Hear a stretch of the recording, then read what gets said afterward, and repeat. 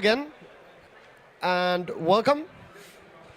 I'm not going to go too deep on myself. My name is Jerry. I work here in Helsinki in a company called Qvik. I'm a senior system architect and Google Cloud developer expert and Google Cloud trainer in the Nordics. So that's my role. I'll travel around, tell the fancy things about Google Cloud, and build stuff that work and scale easily. And today we're going to discuss with Gus here about container engine and Kubernetes, how to get a peace of mind. Thank you, dude. My name is Gustav Maskowitz. I'm a solutions engineer on the Google Cloud for Startups team. We have a program where if you are VC funded, VCs refer their customers to us, and you get 100K of cloud hosting as well as architecture advice and access to engineering. And if you are even bootstrapped, we can give you 20K. So please speak to us. We're looking for good people. But before we get into more detail, if you're at AWS or anywhere else, you can book startup office hours with us to discuss specific things about how to build on Google Cloud. The URL is on one of these flyers, or just speak to me afterwards. Today's talk is about Google Container Engine, but behind it is the open source project Kubernetes. And in a nutshell, you get peace of mind because your team can be smaller and your compute resources can be much lower than you do on normal CPU. So can I get a quick hands up? Who here is like a startup CEO type? Anna from Everybag. Hello, good to see you. CEO, you pay the bills. You care about how many engineers you hire. You care about uptime. Yes, no uptime. I mean, lots of uptime, no downtime. No downtime. No uptime is easy. Who is a CTO? System administrator type. Okay, I don't know what the rest of you do, but welcome. Hopefully something. In a nutshell, Kubernetes manages containers so your team doesn't have to. And what does that mean? In the world we live in today, you package up your application and you forget about the operating system because it's no longer necessary. The biggest thing that I noticed when starting this job about 6 months ago is that every single one of the teams that I spoke to, I thought you were putting your hand up. Every single one of the teams that were referred to us, and these are 5 or 7 million Series A investments. These are serious teams building serious things. Every single one of them was using Kubernetes in some shape or form. All of them were migrating from Terraform, Rancher, Werker, Spinnaker, or other DevOps tools from 2013 that were coming into Kubernetes.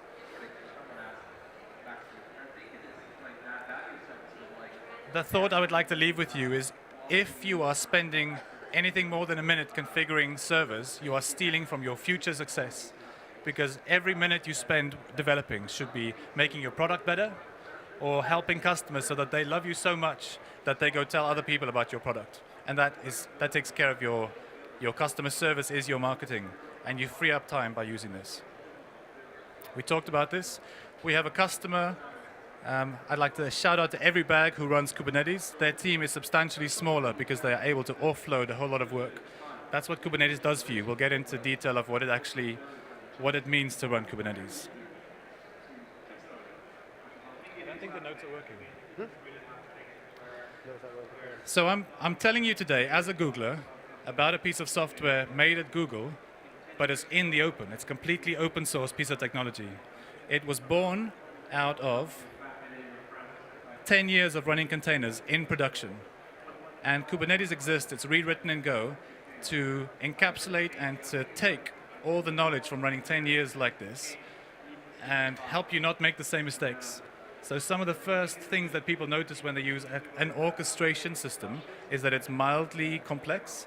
It's not mildly complex, it's really quite simple. But there are concepts here that if you spend a day on it, you will go really, really fast for a long time. Google never went to virtualization.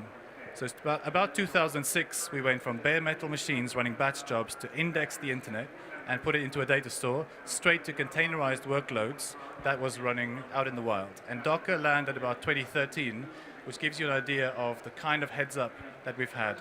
Docker is now trying to do Docker Swarm, and different people are trying to orchestrate containers. The message with Kubernetes is, we've made these mistakes before. We've really had production issues, so we understand what it means. And that system, well, in a cell, which is about 10,000 to 20,000 machines in a cell, runs software called Borg. And, sorry, Borg meaning from Star Trek, because you spoke to things, all the machines acted as one.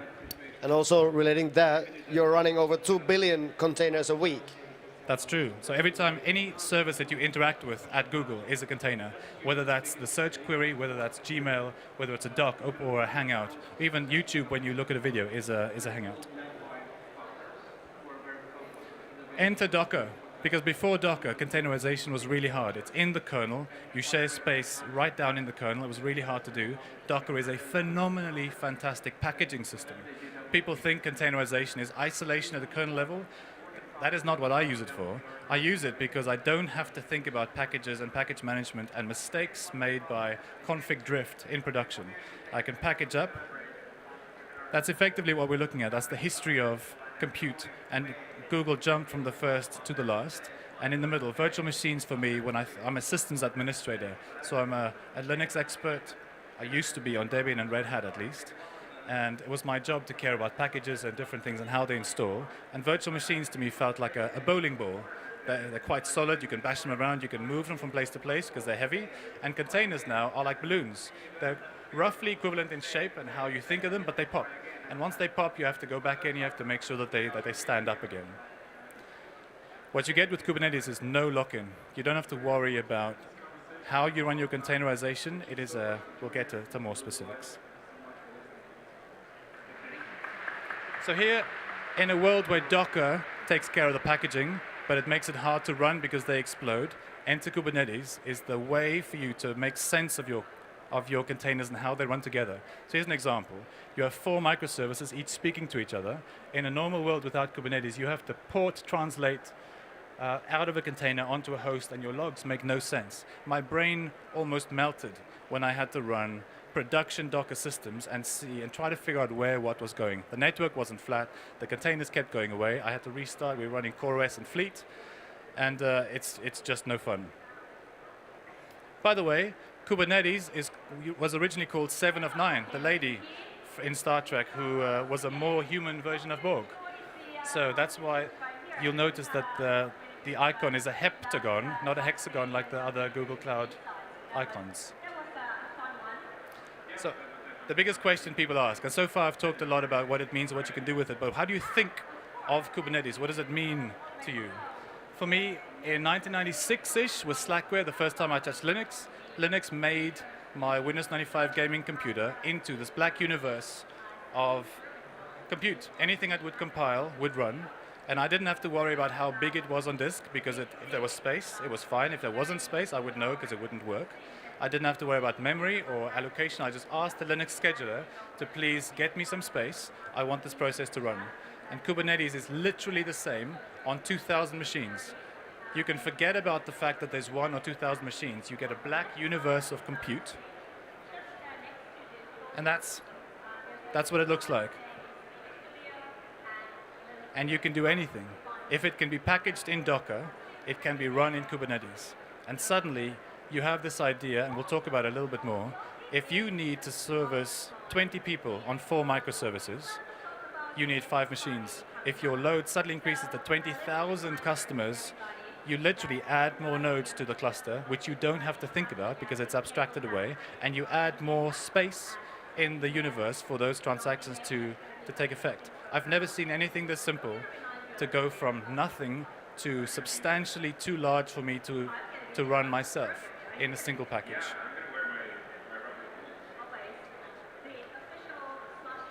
What you're looking at is effectively 4 seconds of work that would have taken about 20 minutes if you use DevOps tools to deploy. I want to hear later what this means to you as a business, how you make money from this. Yeah, definitely. We're going to go through a little bit. How are we doing for time? Do you have a watch? I don't. We're fine. Yep. You can run the exact same app on GKE, Google Compute, or on Amazon or Azure, or in a data center behind a firewall for a customer, and your application looks exactly the same. Now, I was in the OpenStack movement before with some other people here in the audience today. Our goal was to make an application completely transportable, but it was never the same. Virtual machines didn't look the same. The load balancing wasn't the same. Network wasn't the same. In this case, you can have a Git repo with your application defined and the application in Docker, and it runs the exact same way when you point it at different clusters in different places. That is it's an extremely acceleratory thing for your team to be doing. Your next question might be, you're pitching me this idea of the universe of Google Cloud. It's a brand new thing, it's magic. Who uses this? So I did a quick query on the internal database of customers who said we're allowed to talk to them. And you may have heard some of these. We have eBay, Goldman Sachs, SAP, the New York Times, Disney Studios, Walmart, Yahoo, Bloomberg, Comcast, NBC, JP Morgan, Nokia, DigitalOcean, Pixar, the CIA, Airbnb, Niantic, and Mozilla, and many more. These are people who run the things that we use every day, or the CIA, they use us, I guess. I want to see that deployment. I don't want to see that deployment. But in effect, this is a real piece of technology that is underneath many, many microservices for people coming from Mesos or other ways to orchestrate systems. And a specific story I would like to tell you about is Pokemon Go. In June, their usage graphs went absolutely insane. They had 0 customers 1st of June, and by the middle of June, they were the size of Twitter. They were doing 750,000 queries per second, and the space within which they were doing compute was Kubernetes. They were pushing the boundaries of what was possible, and the data store was a Google data store called Data Store that just persisted the game world for all these people connecting. I want to show you a quick graph. That orange line at the bottom was the launch capacity that they expected, number of people, of things happening. The red line was estimated worst case in terms of traffic that they handle, and the green line, like you can see, a day of what, and then just weeks of brown pants of wondering how we will scale. And this was only possible with a very small team. It took a lot of work. This is still engineering. It's not magic. You think about how your processes will run. You think about memory utilization. You think about how you deploy. But in Google Cloud, you click a button and you make a cluster. You can make it bigger or you can make it smaller. And that same application you stretch sideways. Okay. Well, at this point, I would like to,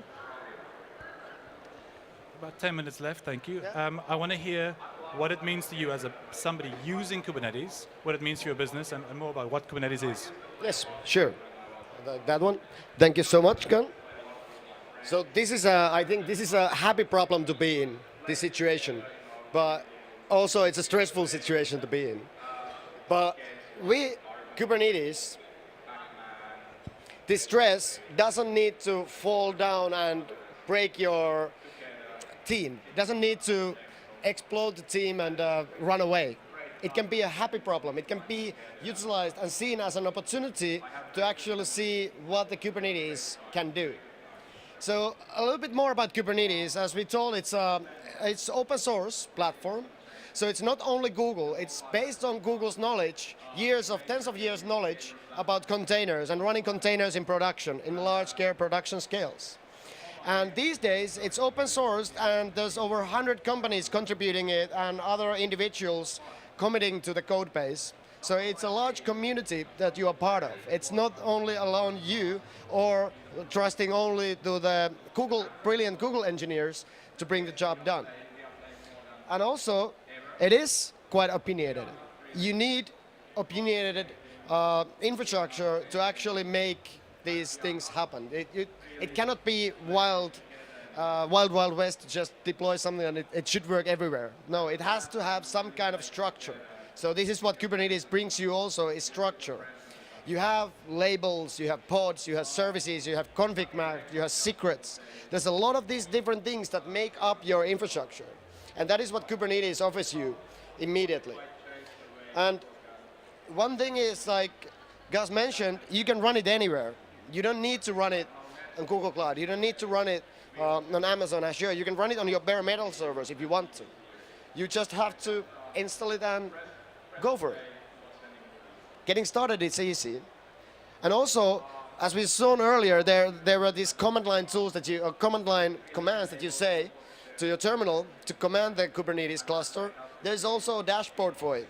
For those of you who want to visualize, who want to see visually what happens inside your cluster, there are these integrated tools that you can just check out. From here, you can see your monitoring status, you can see the logs, you can deploy new things, you can modify your deployments. It's really easy and simple to use, and it's already there. And the interest towards Kubernetes has seen some explosive growth all the time. So it's been growing constantly. As we can see here, there's some competition, some similar kind of platforms like Mesos, Docker Swarm, etc. They are still popular, but as we can see, the Kubernetes trend has been rising all the time. And there's no wonder. These days you can deploy your Kubernetes to multiple host clusters, to multiple providers, and you can still have one endpoint. So as a software developer or as a DevOps system guy, you deploy your application to one single cluster, and suddenly it can be replicated along all these different clouds. And you don't have to worry about a thing. It just works. So still, in Google Cloud Platform, you have a tool called Container Engine. This Container Engine is basically Kubernetes as a service. So what you get from Container Engine is that you don't have to worry about master. You don't have to worry about that master node that actually makes this magic happen, that makes the scheduling, that handles these person states, etc. You don't need to worry about that. And it's easy for you to scale inside Container Engine. You just say, I want a node pool in this region for this many nodes. I want a secondary node pool in that region for redundancy's sake, or just because my load balancing is actually traffic from US to my US cluster and from European clients to European cluster. So you can define these really, really complex infrastructures with just few commands. And that is the power that the Container Engine gives you. And again, it's a managed service, so you don't have to worry about the servers, the infrastructure, whatsoever. You just define, I want this done as this scale, you're good with it. And also with Container Engine, as with anything that you do on Google Cloud Platform, what you get on top of that is centralized logging. You have cloud tracing that you can utilize, cloud debugging, you have monitoring, all of these tools available and connected to your Container Engine clusters. There's many ways that you can deploy your code inside Google Cloud Platform. You can just deploy your code snippets, your application and cloud functions, currently in alpha, to App Engine. You can run your applications in App Engine, either in sandbox environments or a bit more freely available, flexible environments where you can actually define your container and then let the App Engine worry about the scale of it. So here, App Engine itself actually runs also Docker containers, especially in the flexible environment. So you define, I want to run this container with App Engine, and the App Engine takes care of that load balancing and sets up these VMs, container optimized VMs, to actually run those Docker files for your App Engine project. But as Container Engine, the most preferred way of running your containers inside GCP, with that you get all the resources, the raw resources available, the processing power, etc. And you can utilize them in your containers.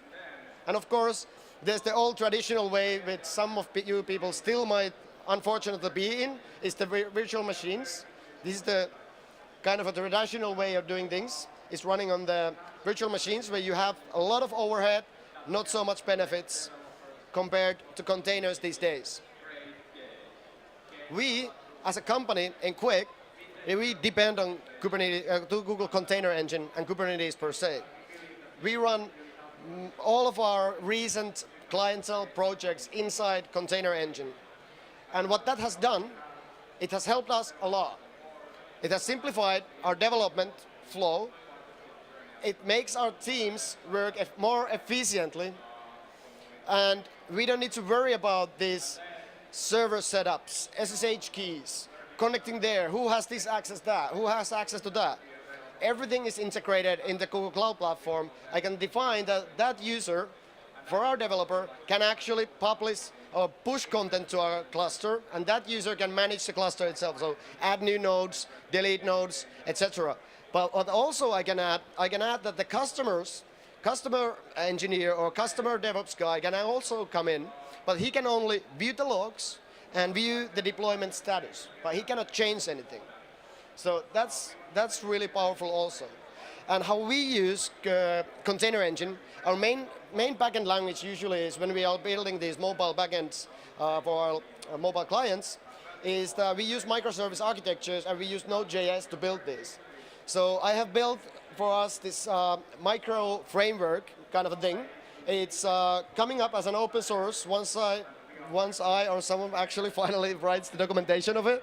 It's always the last thing that you do is write the documentation. But yeah, what that framework has allowed us to do is to introduce to our developers the whole world of Kubernetes, the complexities of pods, containers, secrets, config maps, all of these, without them ever actually realizing it.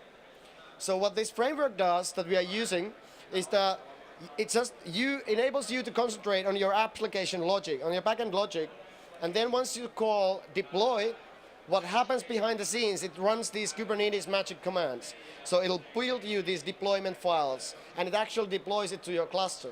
So as a developer, whenever you are deploying and developing with container engine, you don't need to worry about where the code is actually being run on. You just rely on that I have this much resources available for you, or for me to use, and all the load balancing, traffic, all of these are taken care of for me. Can I ask you a quick question? Yes. That's part of your business is to manage people's Kubernetes clusters for them. Yes. How big is that team? That team is me. If it Well, wasn't there are a few Kubernetes- other people, but mainly the main point of power that I get from this is that I can manage all of our clients with 1 day a week using only a few hours a day. Basically, of course, I automate things. I love to automate things. So I have a few scripts that I run.